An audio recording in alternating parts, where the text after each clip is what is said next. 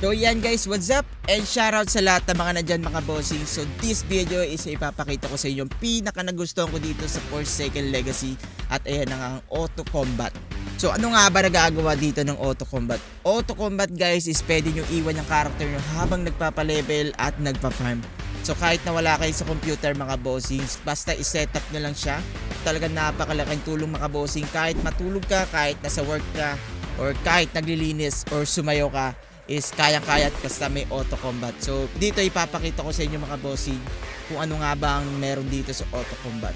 So yan, para siyang tablet mga bossing. So bago nyo siya makuha, meron siyang quest na gagawin. Pero sobrang dali lang, wala pang 10 minutes matatapos mo na yan.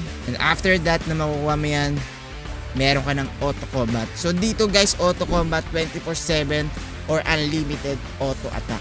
Kung matagal yan boss, kahit matanda ka na boss, is meron pa rin auto attack dahil unlimited siya.